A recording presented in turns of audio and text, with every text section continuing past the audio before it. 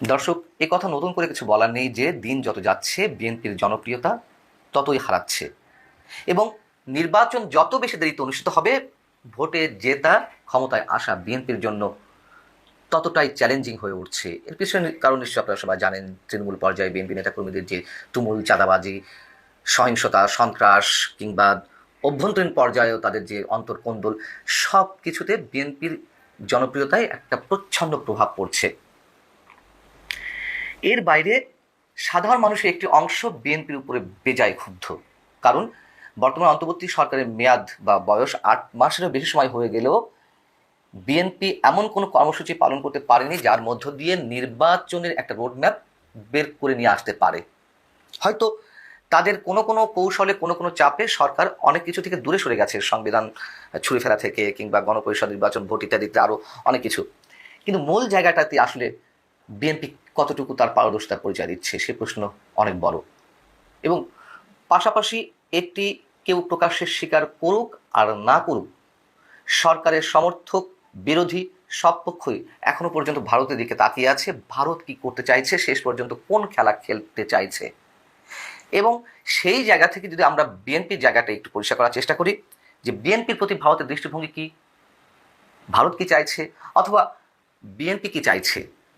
আমরা দেখছি বিএনপি কখনো কখনো বিএনপি নেতাদের কেউ কেউ তুমুলভাবে ভারত বিরোধিতা করছেন, আবার কেউ কেউ নরম সুরে কথা বলছেন ভারতের বিরুদ্ধে। এরও কারণ আছে। তার কারণ ভারত বিরোধিতা বাংলাদেশে এমন পর্যায়ে পৌঁছেছে যে বিএনপির উপায় নেই ভারতের পক্ষে একচেটিয়া কথা বলার। আবার আমরা দেখছি যে চীনের প্রতি বিএনপির ঝুঁকে পড়া। তার মানে বিএনপি দু নৌকায় পা দিয়ে আছে, দুই নৌকায় পা দিয়ে আসলে তো লক্ষ্যে যাওয়া যায় না। এটা তো চরম বাস্তবতা। আমরা দেখছি বিএনপির বেশ কয়েকটি প্রতিনিধি দল ঘন ঘন চীন সফরে গেল। তার মধ্যে একটি প্রতিনিধি দলের যিনি নেতৃত্বে ছিলেন ডক্টর মঈন খান, খুবই পোরখাওয়া রাজনীতিবিদ, তিনি চীন সফরে গিয়ে সেখানে বলে এলেন যদি বিএনপি যদি ক্ষমতায় আসে তাহলে চিকেন নেকের কাছে বাংলাদেশের যে তিস্তা বহুমুখী প্রকল্প কথা হওয়ার কথা, সেটার বিষয় চীনের সঙ্গে একসাথে কাজ করবে। এটা বলে চরম ভুল করেছে সম্ভবত। এখন বিষয় হচ্ছে যে ভারত কি চাইছে বিএনপিকে, বিএনপির উপরে আস্থা রাখতে পারছে, অথবা তাদের ভেতরে কোনো আলোচনা চলছে কিনা।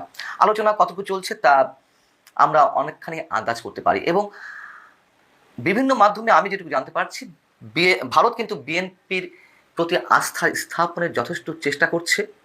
বিএনপির কাছ থেকে তারা বিশ্বাসযোগ্যতা পাওয়ার একটা চেষ্টা করছে।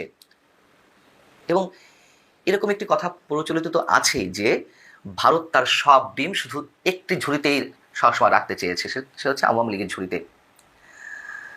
এবং দিল্লির যুক্তি হচ্ছে যে না, তারা এটা চায়নি, তবে তাদের স্বার্থের কারণেই বা বিএনপি শাসন আমলে তাদের যে তিক্ত অভিজ্ঞতা, সেই জায়গা থেকে হয়তো এই কথাটা ঠিক, উপায় নেই। তার কারণ বিএনপি যতদিন ক্ষমতায় এসেছে ভারত বিরোধিতা তাদের রাজনীতির অন্যতম একটি পুঁজি হয়ে উঠেছে এবং সেই ধরনের কাজও চলেছে। তবে বিএনপির যুক্তি হচ্ছে না, তারা ভারত বিরোধিতা করেনি, তারা চায়নি নতজানু কোনো পররাষ্ট্রনীতি অবলম্বন করতে, অথবা দ্বিপাক্ষিক সম্পর্কের ভিত্তিতে দুই রাষ্ট্রের সমান মর্যাদার দিকেই তারা নজর দিয়েছে। এটি বিএনপি নেতারা বলে থাকেন।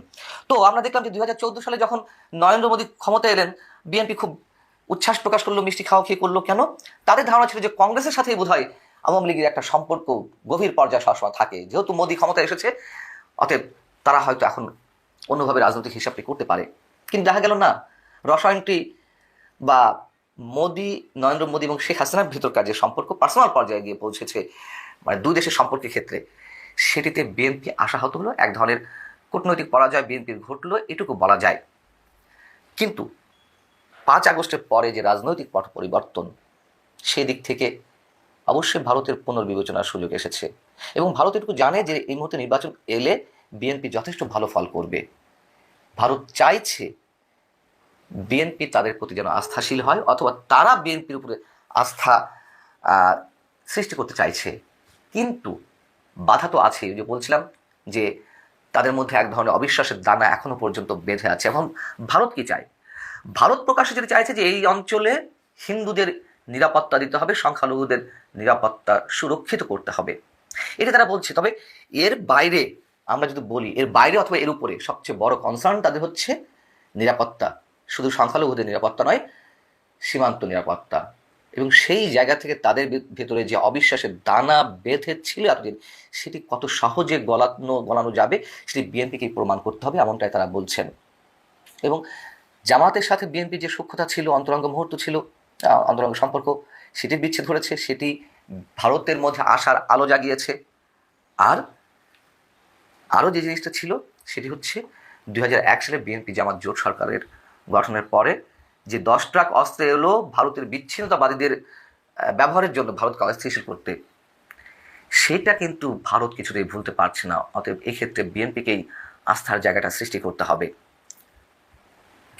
যেমন বাংলাদেশে নিযুক্ত ভারতের সাবেক হাই কমিশনার রিভা গাঙ্গুলি দাস, তিনি বিবিসিকে বলছেন, এখন যখন বাংলাদেশের রাজনীতিটা নির্বাচনের দিকে যাচ্ছে, তখন আমার মনে হয় বিএনপির পক্ষ থেকে যদি খুব স্পষ্ট করে শোনা যায় ভারতের প্রতি তাদের পলিসিটা কি, রাদার দ্যান বারবার একটা ইস্যুতে আলাদা করে রিয়াক্ট করার জায়গায় বিএনপি তাদের নীতিটা পরিষ্কার করে বললে অবশ্যই একটা কমফোর্টের জায়গা তৈরি হতে পারে। এটা খুব পরিষ্কার বার্তা ভারতের পক্ষ থেকে, খুব স্বাভাবিক। এবং বাংলাদেশে মৌলবাদীদের উত্থানে যে একটি সুযোগ সৃষ্টি হয়েছে এবং বিভিন্ন ক্ষেত্রে তার দৃষ্টান্ত দেখা যাচ্ছে, সেটি ক্ষেত্রে ভারত বারবার নোটিশ করছে। আমি বরাবরই বলে থাকি যে ভারত তার স্বার্থে যতদূর যাওয়ার প্রয়োজন ততটুকুই যাবে, এবং যেহেতু এখনো আওয়ামী লীগ ছাড়া অন্য কারোর প্রতিও তাদের বিশ্বাসটা স্থাপিত হয়নি, সেহেতু আওয়ামী লীগের জন্য তারা অনেক কিছু করতে প্রস্তুত। কিন্তু যেহেতু আওয়ামী লীগের এখন কামব্যাক করার সুযোগটা একেবারেই নেই বললেই চলে, নেই, বাস্তবতা যেটি, হয়তো তারা রাজনীতিতে ফিরে আসতে পারে, কিন্তু সরকার গঠনের মতো বিষয়টি তো তারা কোনোভাবেই আসার সুযোগ নেই। তাহলে বিকল্প তো বিএনপির সাথে ভালো সম্পর্ক স্থাপন করতে হবে, এবং তাদের কনসার্নের অংশ হিসেবে যেটি বলছিলাম নিরাপত্তা, সীমান্ত নিরাপত্তা, যেহেতু 7 সিস্টার্স নিয়ে এর মধ্যে অনেক পানি ঘোলা করা হয়েছে, উপদেষ্টা পরিষদের কারো হুঙ্কার কিংবা আমাদের প্রধান উপদেষ্টার যে মন্তব্য চীনের প্রতি, যে ভারতের 7 সিস্টার্স অঞ্চল চীনের সম্প্রসারিত অর্থনীতির একটা ক্ষেত্র হতে পারে, এগুলো তো ভারত নিশ্চয়ই ভালো চোখে নেয়নি, এবং তারা স্পষ্ট জানান দিয়েছে, স্পষ্ট, কোনো ধরনের রাগঢাক নেই। তার প্রতিক্রিয়া হিসেবে আমাদের দেখলাম যে ট্রান্সশিপমেন্ট বাতিল করা হলো, এগুলো তো বাস্তবতা। তো সেই জায়গায় এসে ভারত যেমন এগিয়ে আসতে চাইছে বিএনপির প্রতি নমনীয় ভাব নিয়ে, এখন বিএনপি কী করবে এটি বিএনপিকেই ভাবতে হবে। তবে যেভাবেই হোক, ভারতের জন্য নিশ্চয়ই উদ্বেগের বিষয় যা হতে চলেছে বাংলাদেশের রাজনীতি কেন্দ্র করে। বিএনপি যদি ক্ষমতায় নাও আসে তাও ভারতের জন্য উদ্বেগের। কিন্তু বিএনপির আসলে কী হবে, বিএনপি কি সেটি বুঝতে পারছে? বিএনপিকেই নির্ধারণ করতে হবে কার সাথে কী সম্পর্ক তৈরি করে তারা তাদের রাজনীতির সামনের দিকে এগিয়ে নিয়ে যাবে, এটি তাদের বিষয় অবশ্যই। তবে বাংলাদেশে সাম্প্রদায়িক শক্তির যে উত্থানের একটা ভয়ঙ্কর নমুনা আমরা দেখছি, মৌলবাদী শক্তির আস্ফালনের মাঝে মাঝে তাদের ভিতর থেকে যে গর্জন আমরা শুনছি, আমরা তাদের সবাই শঙ্কিত, নিঃসন্দেহে এটুকু বলা যেতে পারে। আল্লাহ হাফিজ, ভালো থাকুন।